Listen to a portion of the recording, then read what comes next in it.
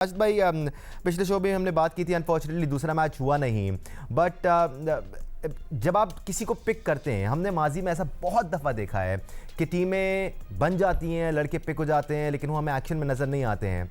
इस वक्त सिनेरियो थोड़ा सा डिफरेंट है राशिद भाई, क्योंकि हम वर्ल्ड T20 के लिए राइट मिक्स तलाश कर रहे हैं। आज तो खेलना चाहिए बेंच स्ट्रेंथ को, अगर मैच होता है तो।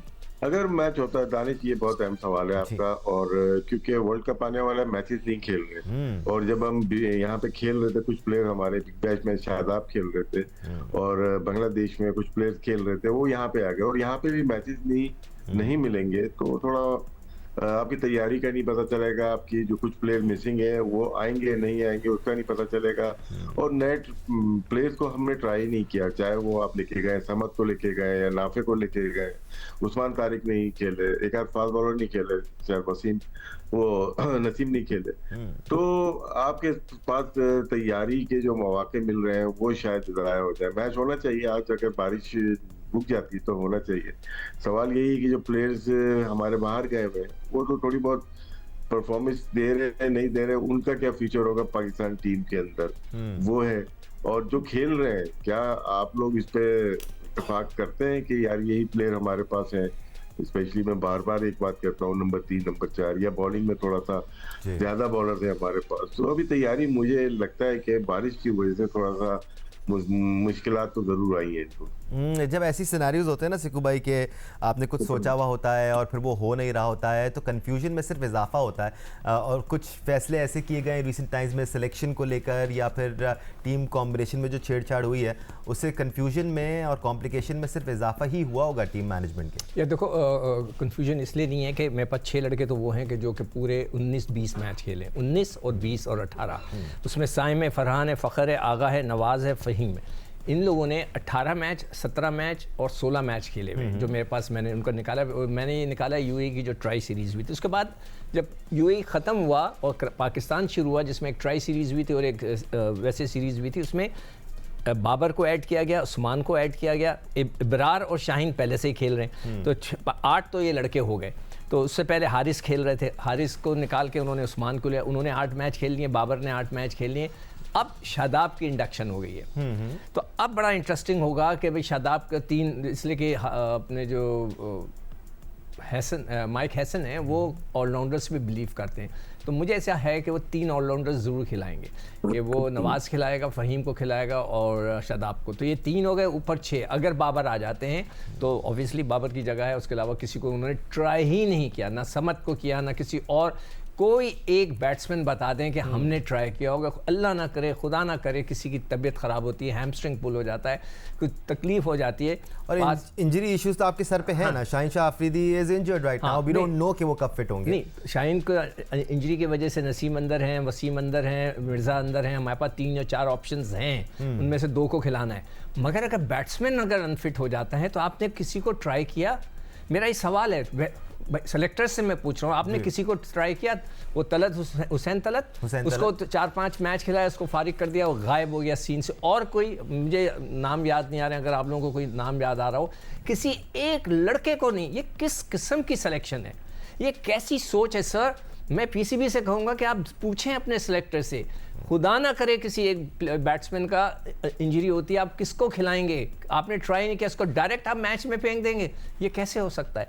तो मैं तो चाहूँगा कि इस मैच के अंदर आप समद को ज़रूर ट्राई करें, जिसको ने सिर्फ 14 मैच खेले में फर्स्ट क्लास के 323 रन हैं, 27 उसने 27 मैच खेले में T20 के और 370 रन हैं, यानी 27 मैचों में, और वो पाकिस्तान टीम में है। अच्छा, अब है तो ज़रूर खेले। नहीं, और फिर रिसेंटली जो डोमेस्टिक आपके इवेंट्स हुए उसमें कहीं नाम नज़र नहीं आता as far as top performers is concern. एक थोड़ा सा मैंने आपको पहले बताया था, मेरी जो सोर्सेस हैं उन्होंने मुझे लिख कर भेजा, वो बहुत close to the cricket board है, मैं नहीं बताऊंगा कौन है। उन्होंने मुझे लिख के भेजा कि इन लड़कों को वो रख देते हैं किसमें, हाई परफॉर्मेंस सेंटर में, और उनको वहाँ प्रैक्टिस अपनी तरीके की सारी करा के फिर इनको टीम में डाल दें। प्री रैक तो ये होना चाहिए ना कि आप डोमेस्टिक इवेंट्स में परफॉर्म करके फिर पाकिस्तान टीम में आए। राशिद भाई, एक मसला पाकिस्तान क्रिकेट के साथ ये भी है कि अगर आप नंबर्स देखें ना, तो पिछले कुछ अरसे में नंबर्स तो बेहतर हुए हैं आपके। आप XYZ नंबर स्कोर कर सकते हैं कि पाकिस्तान ने इतने मैचेस जीत लिए, फिर ये जीत लिया, फिर वो जीत लिया। मसला राशिद भाई यहाँ पर ये है कि हमने बड़ी टीमों के खिलाफ ज़्यादा क्रिकेट खेली नहीं है. We haven't played against England, we haven't played against Australia, we haven't played too much cricket against New Zealand in recent times.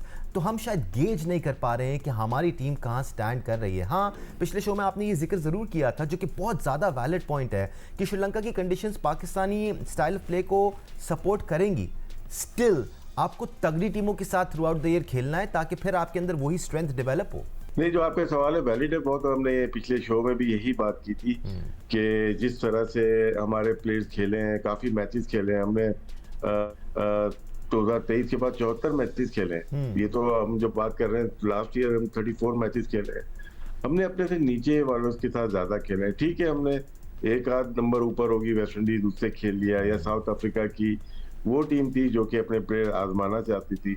लेकिन फुल फ्लैग जो टूर्नामेंट था वो एशिया कप था. इंडिया से हम 3 मैचेस हारे. फिर हम न्यूजीलैंड गए थे, चले वहाँ की कंडीशन हमें सूट नहीं करती, नए प्लेयर को नई टीम दे दी थी. लेकिन हमने प्लेयर कितने प्रोड्यूस किए वो भी अहमियत का हामिल होता है. कि आपने सीखे रैंकिंग में ऊपर नहीं गए, आपके मैचेस ज्यादा थे, प्लेयर्स कितने लेके आए. हमने आकिब जावेद को न्यूजीलैंड में खिलाया, हमने बहुत सारे प्लेयर्स को ट्राई किया, आपने देखा ही होगा, लेकिन सब आउट हो गए, दोबारा आउट हो गए. फर्स्ट क्लास की बात करते हैं तो बहुत सारे प्लेयर हमारे सामने से गुजरे हैं, हमने उनको ट्राई नहीं किया. वनडे क्रिकेट में तो कर सकते थे ना, अगर जो फर्स्ट क्लास प्लेयर है. अगर मैं हुरैरा की बात करता हूँ, उन्होंने कम उम्री में 10 सेंचुरीज हैं उनकी, और अदनान ओवैस की कम उम्री में 9 सेंचुरीज हैं उनकी, कम मैचेस में 27-28 मैचेस खेले होंगे. तो इन प्लेयर्स को भी डेवलप करना चाहिए. वो ठीक है, आपने 34 मैच खेले, 23-24 जीते, रैंकिंग में 7 नंबर पे. लेकिन मैं ये सवाल करता हूँ यार, वो प्लेयर्स कौन से हैं जिसको आप खिलाना चाहते हैं? हम दोबारा बाबर को लेके आना चाहते हैं, हम शादाब को दोबारा लेके आना चाहते हैं. उस्मान तारिक के लास्ट ईयर 32 आउट किए तो वो टीम में बड़ी मुश्किलों से आए, हमने उनको साइड लाइन कर दिया. टॉप रैंकिंग में अबरार है, जो टॉप रैंकिंग में या जो मैच विनर है ना, हम उन्हीं को बाहर कर देते हैं. जो सर्टेन प्लेयर है ना, वो उनके ऊपर इनका ज्यादा एतमाद होता है. तो मेरे ख्याल से कभी कभार लगता है कि कुछ लाइकिंग डिसलाइकिंग भी हमारी टीम में होता है, जिसकी वजह से इश्यूज आ जाते हैं.